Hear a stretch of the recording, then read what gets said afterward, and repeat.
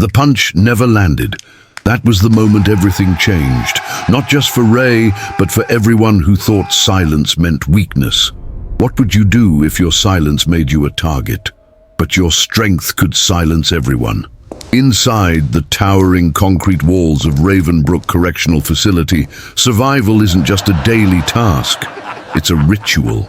Among the shouting, the violence, and the unspoken rules of dominance, there are no second chances. You either rise or you disappear. Ethan Park wasn't like the others.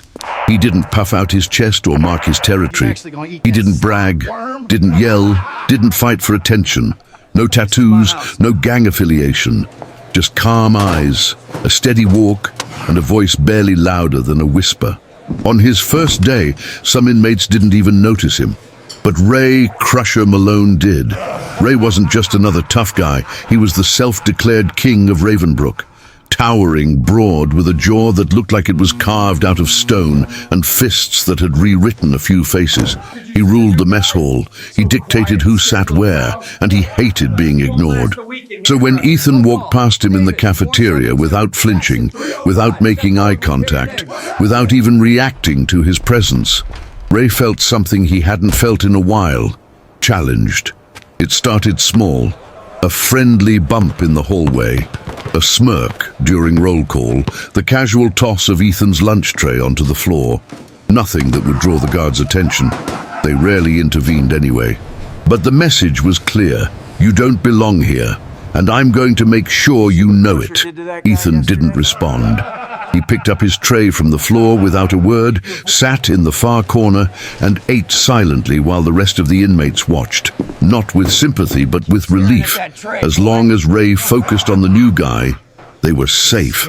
But what none of them knew, what Ray especially didn't know, was that Ethan had spent his entire life mastering the one thing that no bully could ever defeat: control. Control over fear, control over anger, control over power. And all that control was about to be tested in the most brutal way imaginable. The days that followed were a slow grind of humiliation. Ray didn't just want to mess with Ethan, he wanted to break him. Every morning was a new performance. He'd shove Ethan against the lockers during lineup, trip him in the courtyard, call him names that echoed through the cell blocks like war drums. The guards, either too lazy or too afraid to intervene, they saw Ray as a necessary evil. He kept the other inmates in check. And Ethan? He didn't flinch. He didn't argue. He didn't fight back. In a place like Ravenbrook, that made you a ghost. Invisible. Vulnerable. The whispers started among the inmates. Why doesn't he fight back? Is he scared? Maybe he's not all there. To Ray, it only confirmed what he already believed. Ethan was weak, and weak men in prison, they didn't last. But what Ray couldn't see was the calculation behind Ethan's eyes. Every insult, every push, every stare. Ethan absorbed them all in silence, like water running over stone. He wasn't retreating. He was choosing. He had taken hits before, worse than Ray could ever imagine. And he knew something most men in Ravenbrook didn't. Power used too early is power wasted. You wait. You observe. You strike only when it counts. Still, the abuse escalated. One afternoon in the mess hall, Ray walked up behind Ethan while he was eating. Without warning, he slapped the food tray from the table, splattering food across the floor. A moment of silence swept over the room, everyone waiting for Ethan to snap, but he didn't. He just looked at the mess, then at Ray, then slowly stood up and walked away. Ray laughed like he'd won the lottery. See that? He's nothing, just a scared little mouse in a cage full of wolves. But even as the room joined in the laughter, a few inmates exchanged nervous glances. There was something about Ethan's stillness, a kind of tension just beneath the surface. Like a tightrope stretched to its limit, one step away from snapping. And Ray, he had no idea that he was getting closer and closer to that final step, because the jungle belongs to the predator until the real hunter decides to stop hiding. It was supposed to be just another afternoon.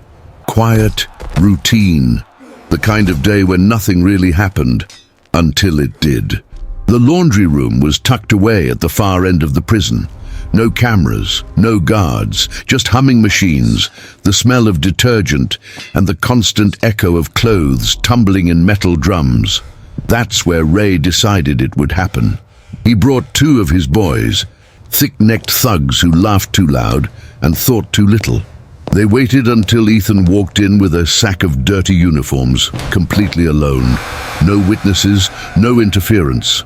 Just the sound of wet fabric slapping inside a dryer. Ray stood in his way, arms crossed, smile crooked. "You know what your problem is?" he asked, stepping forward. "You think if you stay quiet long enough, we'll just forget you exist. But that's not how this place works, Mouse. You gotta earn your spot." Ethan looked at him, calm as ever, and said nothing.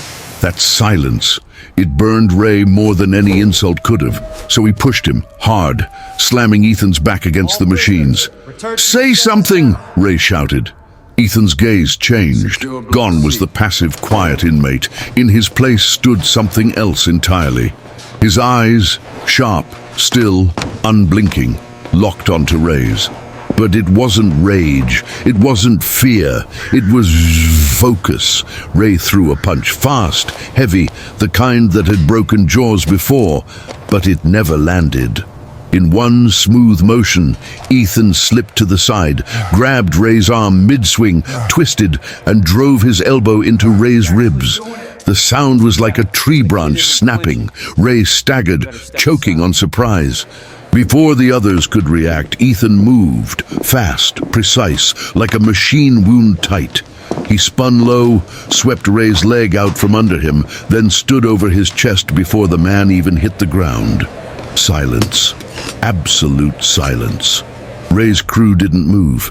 They couldn't. All they could do was stare as the quiet guy, the one they thought was weak, stood over their leader without even breaking a sweat.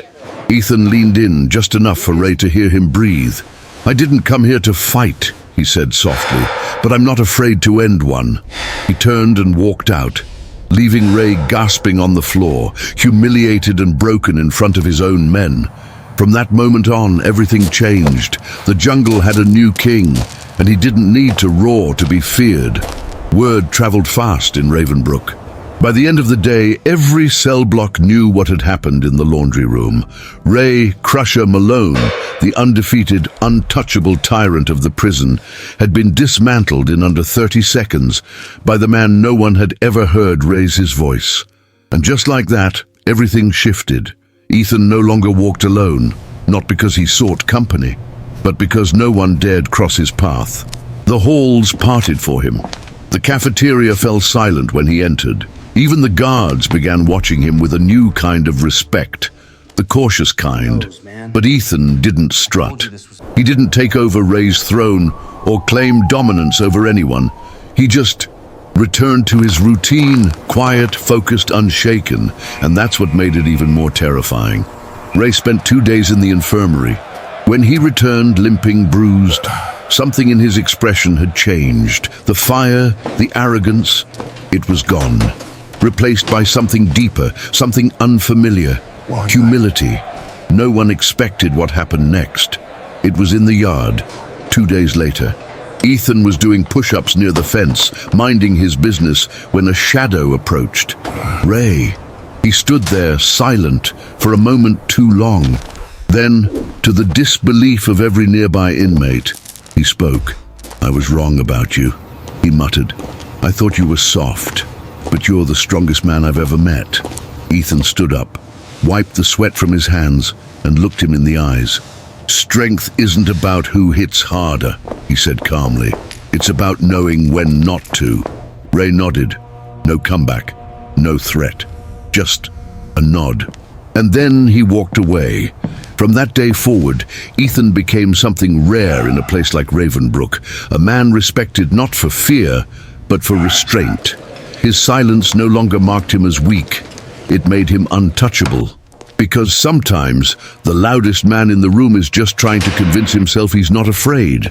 But the quiet one, he's already done the work. He has nothing left to prove. And in the darkest places, that kind of strength is the most dangerous of all.